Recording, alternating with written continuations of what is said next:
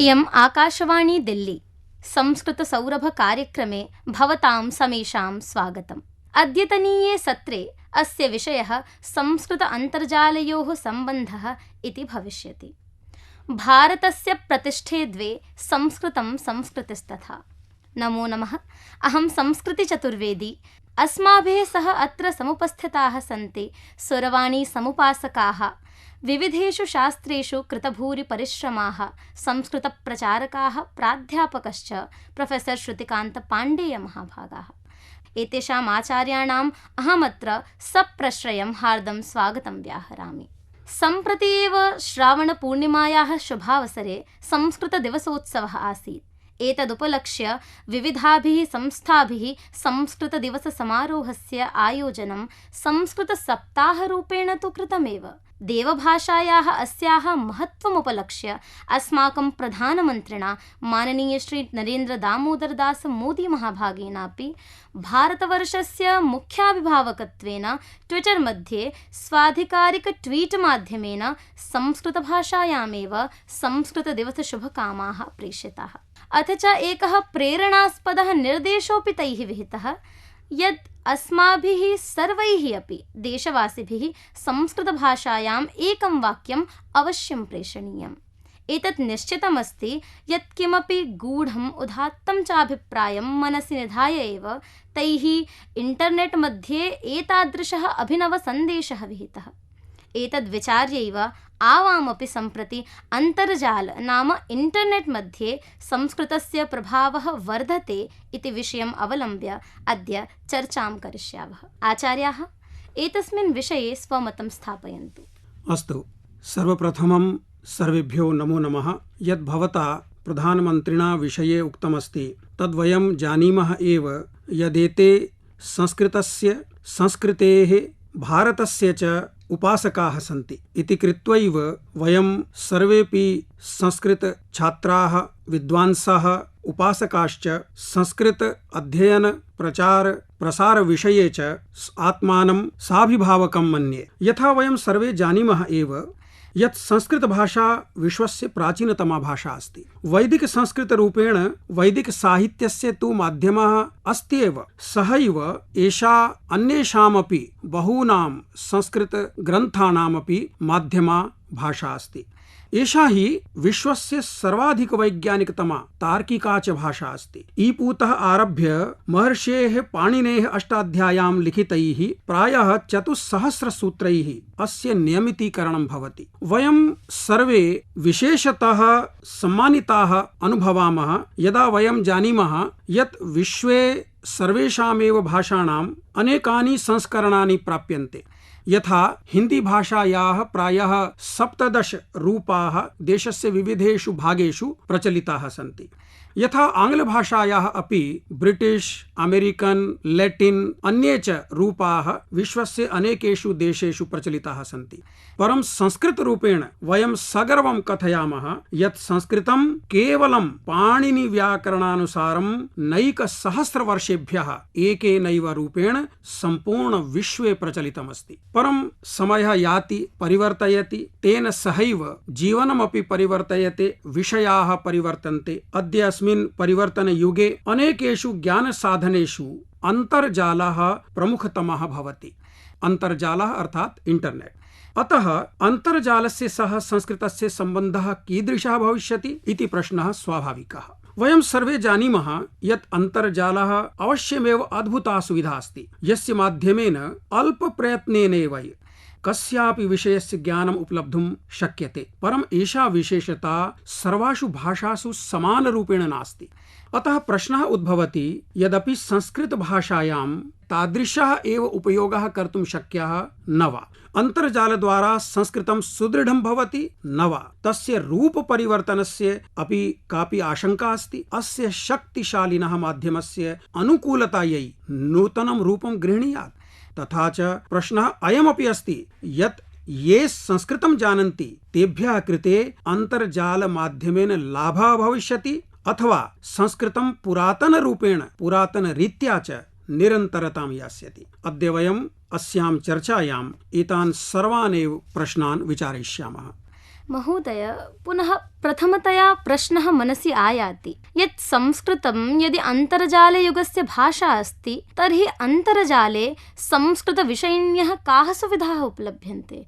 वयम् अन्तर्जालमाध्यमेन वेदानां, ब्राह्मणानाम्, आरण्यकानाम्, उपनिषदानां, सूत्राणां, स्मृतीनाम्, उपवेदानां सर्वेषां च ग्रन्थानाम् अध्ययनं कर्तुं पारयामः।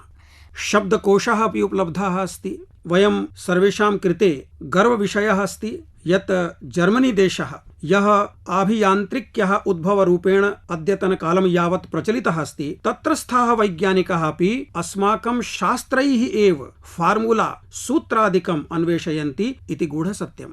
नासा, इसरो इत्यादयः अपि संस्कृतभाषां सङ्गणकं कृते सर्वोत्तमां भाषाम् अनुमानयन्ति। गूगल इत्यनेन तु गूगल ट्रान्स्लेट् इति एप्लिकेशन् माध्यमेन संस्कृतस्य अनुवादसुविधा उपपादिता अस्ति। अतः वयं कथयितुं पारयामः यत् संस्कृतभाषाया अन्तर्जालमाध्यमेन नितरं सुविधापूर्णा अस्ति। अस्य माध्यमेन च संस्कृतस्य शक्तिः एध्यमाना अस्ति। अस्तु, तर्हि संस्कृतं शिक्षितुम् इच्छन्तः जनाः अन्तर्जालस्य उपयोगेन संस्कृतं शिक्षितुं शक्नुवन्ति वा? संस्कृतस्य अध्ययनस्य, अध्यापनस्य च गुरुशिष्यपरम्परा अन्तर्जालद्वारा समाप्तं भविष्यति वा? अन्तर्जालद्वारा संस्कृतं शिक्षमाणानां कृते काः सुविधाः उपलभ्यन्ते? बहुशोभनं। यथा वयं सर्वे जानीमः यत् केचन वर्षपूर्वं यदा कोरोना कालः जातः, सर्वं पिनद्धमासीत्, तदा गुरुकुलाः, विद्यालयाः, विश्वविद्यालयाः सर्वेपि पिनद्धाः आसन्। तदा विद्यार्थिणां, शिक्षकाणां च समक्षं महत्वाधायिनः प्रश्नः आसीत् यत् कथं साम्प्रतं पठनपाठनं भविष्यति। ये प्राविधिक विषयाः सन्ति, कंप्यूटराधारिताः सन्ति, वैज्ञानिकाः, प्राविधिकाश्च सन्ति, तेषां समुपासकैः तु अतीव सरलतया गूगल क्लासरूम, MS टीम्स ईदृशानां सौविध्यानाम् उपयोगः कृतः, अधिगतः, प्रारब्धः च। परम् आश्चर्यविषयः अस्ति यत् संस्कृत छात्राः, शिक्षकाश्चापि अस्मिन् विषये अतीव विकसिताः अभवन्त। कोरोना काले संस्कृत शिक्षणम् अध्यापनं च तथैव सम्पन्नः यथा अन्येषां विषयाणां शिक्षणम् अध्यापनं च सञ्जातम्। अध्यापकाः न केवलं स्वच्छात्रान् अपितु अन्येषां लाभार्थमपि Facebook live, Zoom, Google meet इत्यादीनां माध्यमेन शास्त्रीय ग्रन्थान् अपि अध्यापितवन्तः। सम्प्रति केन्द्रीय संस्कृत विश्वविद्यालयेन अस्मिन्नेव वर्षे डिस्टेंस एजुकेशन इति दूरशिक्षायै प्रायशः 200 पाठ्यक्रमाः आरब्धाः सन्ति इति संस्कृत छात्राणां, शिक्षकाणां च कृते सौभाग्यविषयः अस्ति। तथैव जगद्गुरु रामानन्दाचार्य राजस्थान संस्कृत विश्वविद्यालयेनापि अन्तर्जालमाध्यमेन संस्कृत शिक्षायाः नूतनः प्रयासः आरब्धः। पुनः अन्येपि छात्राः, अध्यापकाश्च यूट्यूब मध्ये स्वचैनल निर्माणपूर्वकं शास्त्रान् पठन्ति, पाठयन्ति च, येन समेषां विश्वस्य विभिन्नकोणस्थितानाम् अध्येतॄणाम्, अध्यापकानां च लाभः अथ च गुरुशिष्यपरम्परायाः बाधः न भवति। अनेन वयं जानीमः यत् संस्कृतम् इंटरनेट अथवा अन्तर्जाल माध्यमेन सशक्ततरं भवति। यथा अन्य विषयाणां जनाः इंटरनेट अथवा अन्तर्जालस्य प्रयोगं कुर्वन्ति, तथैव संस्कृत छात्राः, शिक्षकाः, संस्कृतोपासकाश्च तेषाम् उपयोगं कुर्वन्ति। ते व्हाट्सएप अपि संस्कृत माध्यमेन कुर्वन्ति। सर्वेषु एव दूर अथवा चलभाषयन्त्रेषु संस्कृत टङ्कण सुविधा उपलब्धा अस्ति। तेषां प्रयोगेण जनाः सर्च अथवा खोज अपि कर्तुं शक्नुवन्ति। अनुवाद माध्यमेन आत्मीयानां संस्कृत सूचनानां, संदेशानां च प्रेषणमपि कर्तुं शक्नुवन्ति। वस्तुतः अन्तर्जालं तु अतिरिक्तमाध्यमरूपेण वर्तते, न तु प्राथमिकमाध्यमेन। वस्तुतः अन्तर्जालं तु अतिरिक्तमाध्यमरूपेण जातः, न तु प्राथमिकमाध्यमरूपेण। सत्यं, परन्तु किम् अन्तर्जालद्वारा संस्कृतस्य प्रचलनं वर्धते वा? एवं वर्धते। भवत्या संस्कृत भारती विषये श्रुतं भवेत्। अन्येपि संस्थाः सन्ति।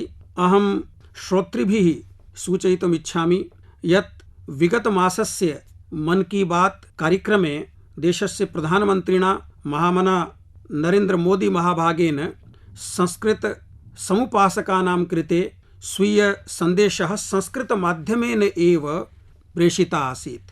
तेन संस्कृतभाषायाः विकासाय यत् संस्कृत संवर्धन परिषदा विभिन्न विश्वविद्यालयैः संस्कृतभारत्या च अन्तर्जालस्य प्रयोगं कुर्वन्तः नवीन उपायाः आरब्धाः सन्ति, तेषां विषये अपि माननीयानां प्रधानमन्त्रिणां मन की बात कार्यक्रमे चर्चा विहिता अस्ति। साम्प्रतम् उदाहरणार्थम् अहं कथयामि यत् विभिन्नेषु पर्वसु वयं शुभकामना सन्देशं प्रेषयामः।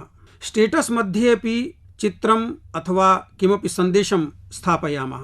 तत्रापि जनाः संस्कृतं प्राथमिकरूपेण प्रयोक्तुम् आरब्धवन्तः सन्ति। तत्र केन्द्रीय संस्कृत विश्वविद्यालयस्य अन्तर्जालसम्पर्के अनेके संस्कृत अध्ययन सौविध्याः, संस्कृत चलचित्राणि अपि च संस्कृत पाठ्यक्रमाः अपि समुपलब्धाः सन्ति इति कृत्वा अहं कथितुं पारयामि यत् अन्तर्जालद्वारा संस्कृतस्य प्रचलनं नूनं वर्धते।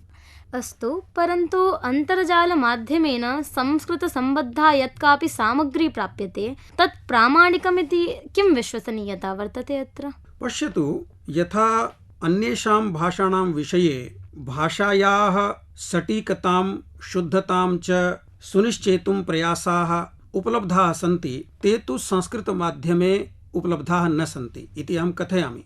परम् अनेकानि साधनानि सन्ति, यथा संस्कृत शब्दकोशाः अनेके सन्ति अन्तर्जाल उपरि। तेषां माध्यमेन वयम् आङ्ग्लभाषायाः, हिन्दीभाषायाः वा माध्यमेन संस्कृतशब्दानां विषये यत्किमपि ज्ञातुम् इच्छामः तद् वयं कर्तुं पारयामः। तो तत्र कस्यपि शब्दस्य कः लिङ्गः अथवा कः शुद्धरूपः अस्ति इति विषयं वयं ज्ञातुं पारयामः। अत्र एतत् तु स्वाभाविकमेव अस्ति यत् संस्कृतभाषा मध्ये किं शुद्धमस्ति अशुद्धमस्ति, का च सूचना प्रामाणिकी अस्ति अप्रामाणिकी अस्ति इति विषयाणां विचारः आवश्यकः अस्ति। परं येऽपि विद्वांसः सन्ति अथवा आधिकारिक संस्कृत विश्वविद्यालयाः अथवा संस्थाः सन्ति, तेषां ये इंटरनेट अथवा अन्तर्जालीय सम्पर्काः सन्ति, तेषाम् उपरि तु भाषाणां विषयस्य चापि शुद्धता भवत्येव। यदि अस्माभिः संस्कृत विषये भाषा अथवा शास्त्र संबद्धा सूचना अधिगन्तव्या अस्ति, तदा ये आधिकारिकाः संस्कृत सूत्राः सन्ति तेषामेव साहाय्यं गृहीतव्यम्। अन्तर्जालस्य उपयोगेन आधिकारिकजनानां संस्कृतं सुलभं कर्तुं संस्कृतज्ञानपरम्परायाः प्रचारार्थं च अनेके उपायाः अपि साम्प्रतं क्रियन्ते। अस्तु, तर्हि एवं वक्तुं शक्नुमः यत् टेलिविज़न् मध्ये अपि संस्कृतभाषायां यदि काचित् नाटिका, संस्कृतसमाचारः, एकं विज्ञापनं भवति चेत् प्रचारः स्वयमेव भविष्यति। एवमस्ति, यतोहि कापि भाषा यदि जनसमाजे अथवा जनानां मध्ये न श्रूयते अथवा तस्य प्रयोगः कोऽपि न करोति, तदा तस्य नाशः सुनिश्चितः भवति। इत्यनुसारेण यदि अस्माकं जनसञ्चार माध्यमेषु संस्कृतविषये सुभाषितम् अथवा विज्ञापनं, कथाः इत्यादयः किमपि भवन्ति, तर्हि संस्कृतस्य प्रचारः सुकरः भविष्यति। नैषधीयचरिते लिखितमस्ति अधीतबोधाचरणप्रचारणैः। अतः अस्माभिरपि तथैव प्रथमं तावत् अध्येतव्यं, बोधितव्यम्, आचरणीयं, तदा स्वतः एव अस्य प्रचारः जनसामान्ये भविष्यति। अस्तु, धन्यवादाः। इदानीं भवद्भिः श्रुतं संस्कृतसौरभं, यस्य विषयः संस्कृत अन्तर्जालयोः सम्बन्धः आसीत्। अस्माभिः सह प्रोफेसर् श्रुतिकान्तपाण्डेय महाभागाः आसन्। एषः कार्यक्रमः अत्रैव समाप्यते। पुनः धन्यवादाः। नमो नमः।